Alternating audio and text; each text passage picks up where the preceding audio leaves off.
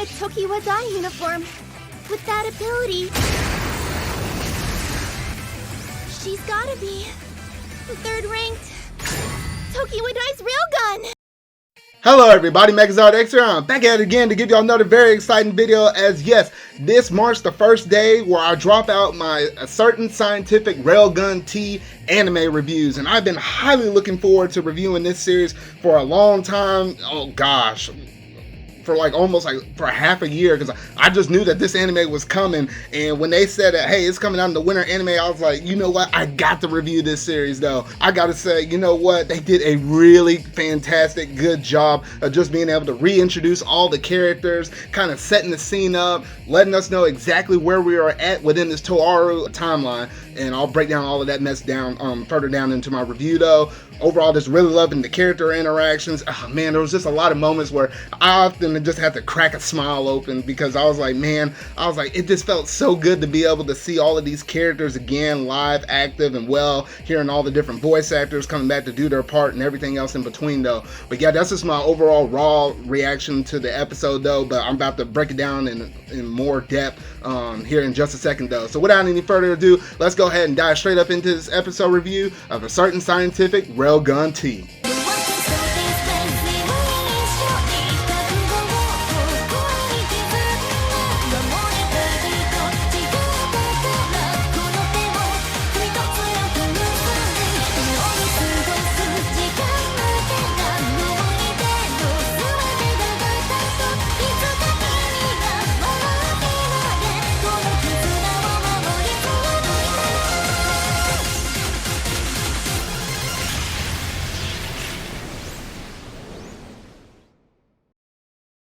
So the episode starts off by reinstating its main character, Misaka Makoto, who, while walking to her school, runs into a few kids. And the kids seem to be struggling to actually fix one of their toys. And just like most of the other kids of the Academy City, they too possess supernatural abilities. However, they are not really able to fix the toy using their powers. And that's when Misaka offers them a helping hand. But as soon as she fixes the toy, she realizes that she's running late for school again and bolts out of there. And that basically kind of set up the scene for what will be the first episode. You know, just right off the bat, that just kind of go and reinstated that say, you know what, Misaka is a really nice person, really down-to-earth person, really tries to help out as many people as she possibly can, even strangers, at the cost of her, being late to go into school, once again though. And soon after this, Saten and Uriharu go to the hospital to meet Shirai, and Misaka ends up joining them there later on and tells them that, hey, she is now being approached for the presentation of the Athlete's Pledge at the opening ceremony of the upcoming Daihasi festival. Now, whenever I first heard about this, the Athlete's Pledge, originally in my mind I was sort of kind of thinking, with the Athlete's Pledge, it must be like if you think about the Olympics or whatnot though, how people come in on a ceremony, either for it's the opening day or the night before the opening event. I feel like that's what the Athlete's Pledge is. It's just them trying to bring together a whole bunch of different people though, and basically they say, hey, to all the contenders that are going to be competing in this event, hey, good luck to you, good luck to them, good luck to everybody here, and may the best man or best woman here win. And that's what I honestly kind of felt like what the Athlete Pledge was. But honestly, from these mysterious sort of, not super mysterious though, but from these group of people that have been trying to pinpoint and try to add these different level 5s, which we do know that there's 7 level 5s that exist within Academy City. The matter of fact that they're trying to go through and recruit these really strong people in order to kind of, set the stage up for the Daihasi festival. I feel like there's a little bit of something that they're just not fully covering though, but I don't know, we'll probably see that down the road in later episodes though. But as always, Shirai, who always been obsessed with Misaka, gets all fired up and excited about her being chosen. And in the scenes that follow, Shikoho, the 5th rank Esper, tries to ridicule Misaka after discovering that she is being considered for the Athlete's Pledge. Now, instantly when I saw this girl, the girl with the blonde hair, Misaki, don't get that confused with Misaka. It's kind of strange how, both of these two girls almost literally have the same exact name. Misaka, our main MC, and then you have Misaki over here, who is another level 5 Esper that's the 5th rank Esper, which is like 2 slots lower than what Misaka is, because she's the 3rd rank Esper though. So just seeing her, and with her kind of power, she's able to kind of use those to kind of help, like manipulate people's minds or whatever though. She can, freeze them in place, she can, mute them, they can't say nothing. She can just completely pause them, which is honestly a really strange power. And, instantly from the vibe you get from her, it's like, you might know that she's not evil, so to say, but she definitely has a different agenda with her and everything else. And I sort of kind of like this girl, but at the same time, a little bit cautious, because I don't know exactly how this girl's going to play out, because we did get to see her in the final moments of season 2 of Railgun S, but I don't know, there's just something about her that just makes her, just a little bit iffy. So we just got to, keep our eye out on her though. And in the meantime, the 4th rank Mugino and the rank 1 Accelerator are also approached for the role, but they unanimously disagree. Now let's break this down for one quick moment though. Mugino, who is that girl with the brunette kind of hair though. This girl, if you've seen a certain magical index season 3, she's kind of associated with the underground and stuff like that though. So, the publicity kind of coming to her with the Daihasi festival, that was a complete no-go. So that's the reason why she basically shot them down though. But it was kind of interesting to kind of see her again, because man, in season 3, she kind of lost her head a little bit though. And I'll just leave it at that though. That woman's crazy. Just stay away from her. That woman's crazy. And then Accelerator on the other hand, oh gosh, this dude, they try to approach Accelerator down in the dark alley, which, just right off the bat, don't approach Accelerator in the dark alley. You need to approach this dude like in the middle of public or something like that though. But Accelerator wasn't putting up with none of this man's crap. And he was like, what, don't bother me, because I was associated with the whole Misaka experiment and all of that stuff. I don't want to be associated with any more shady little deals like this. I don't care who you are. I don't feel like putting up with this crap. Leave me alone. And gosh, man, his character is so cool. Even though that, he can be on the crazy side a little bit though, you just gotta watch his dedicated side series. If you haven't seen a certain Scientific Accelerator, you really need to see that though, because you can really get a good grasp of his character though. But I'll leave it at that though.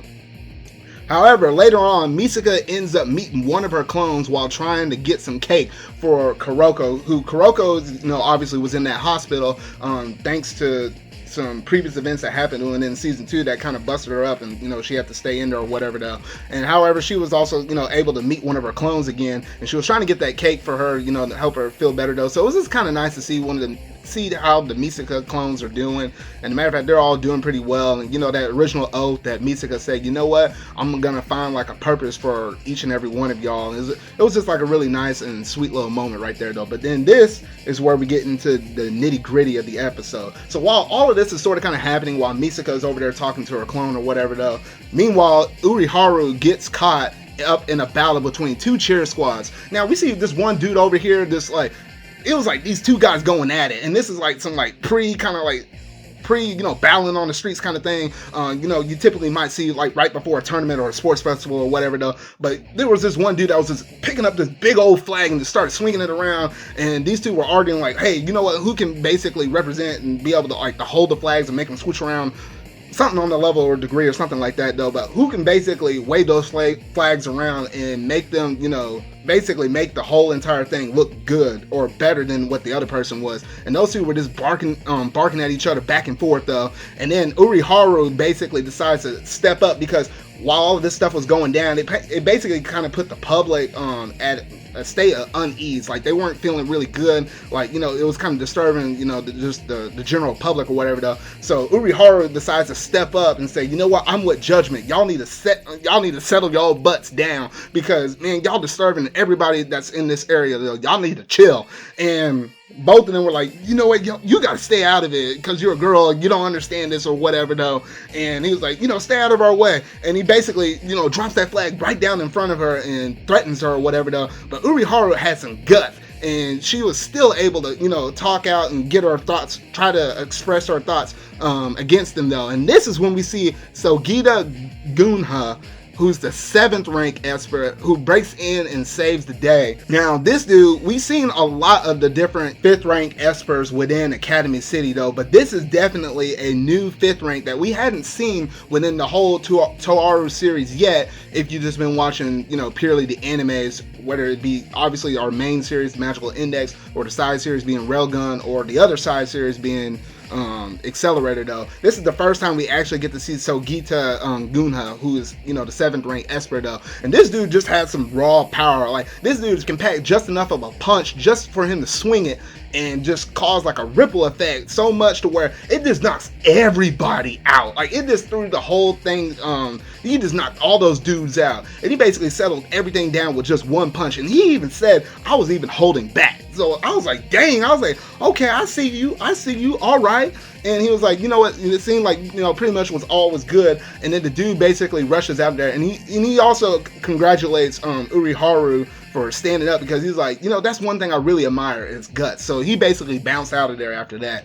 However, even though he knocked out all those people, he kind of left that scene or that area in like, as an unstable state, because there was like a lot of different things that were kind of like holding up signs or whatever though. And it seemed like some of the building material or whatever though, it was starting to fall, or started to creep, or was about to fall. And Uriharu as well as Saten was basically going in there, dragging out the people, making sure that none of that kind of debris or whatever stuff could fall on them though. However, there was part of, they were trying to drag out one other person though, and then this thing started to fall down on them though. But, a mere moments before all of this happened, whenever that big explosion went off, Misaka heard it and started to rush towards the area though. And thank goodness she did, because the second that she came in there, she came zipping down the wall or whatever though, with her lightning ablaze and everything else though. And she just, fired off like 2 rail guns, and like the first one managed to thankfully, stop the building material from falling on those 2,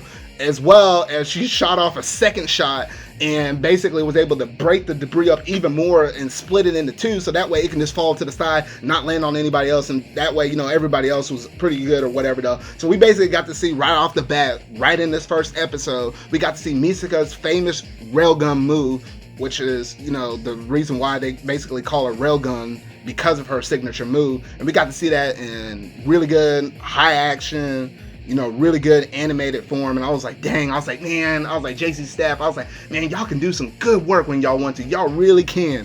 And basically, in the final moments of the episode, it is revealed that only Sogita and Misaki are chosen of the Athlete's Pledge. And that's pretty much where the episode ends though. So, just overall, just looking back at this episode 1 basically kicks off with an insanely good opening and introduces, all the characters while setting up the stage for what lies ahead in this story arc. And based upon the fact that we are in the Daihasi Festival, this season takes place during some of the events of Index Season 2. And Koroko seemingly now in the hospital after the events of the involvement of Musajimi Awaki.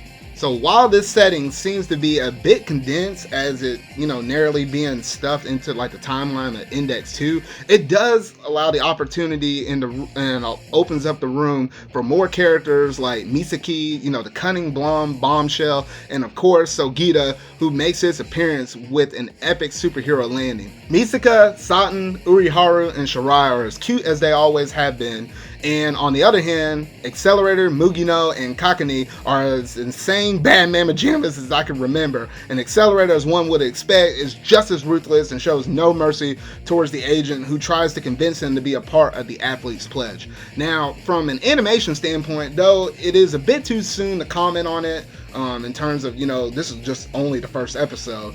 However, based upon this first episode alone, it is really crisp and really beautiful, and it really draws you into the spellbinding fight choreography. And gosh darn, hopefully JC staff will keep it consistent throughout the season. And like always, it seems like Railgun will be seemingly, meandering from its overarching plot and will present each episode as like a standalone. While most of the elements may not have been, real bearing to the grand scheme of things, by the end of this season, we can expect all of it to kind of fit all together though. So overall, for an anime that has been anticipated for too long now, I know for me, I've been anticipating this ever since I did that big old grind of trying to go through the magical index as well as the Railgun series. I binged both of those 2 seasons, which was a grand total of 4 seasons, right before right before Magical Index Season 3 aired, and then from there we had Accelerator, and then from there we have, of course, Railgun T airing now. Since then, I've been waiting almost a year and a half for this brand new Railgun T, and I know fans of the whole Toaru series have been waiting even longer now. And there couldn't have been a better start to this. So let's hope that the entire series will be just as amazing as it promises to be. So that is basically it in terms of my review over this first episode of Railgun T. So y'all gotta let me know down in the comment section down below, what all did you think about this episode as a whole? Did it really, kind of get started to a great start with you in terms of, just seeing all these different characters re-interacting with each other once again, and potentially, laying down the plot in terms of where we at in the timeline, and just, the good fun times that we could potentially have with the Daihasi festival though. But we got a little bit of unrest between Misaki and what she's kind of been associating with the dude that she was associating with near the very end of the episode, and see what kind of twists and things could potentially be the major what could be play into what would be like a sort of kind of like an antagonist role for this whole entire series, for at least the first quarter of this anime though. But y'all gotta let me know down in the comment section down below though. But that's about it for this review, y'all. So make sure to tune in next time for my episode 2 review, the Daihasi Festival. So remember y'all, until whatever video I make next, see y'all. My, speaking to me out of nowhere? Can't have that. It makes more work for me having to alter memories. So, don't be coy. Have you found anything out yet? I have. Then by all means tell me about Mikoto Misaka's clones. About the sisters.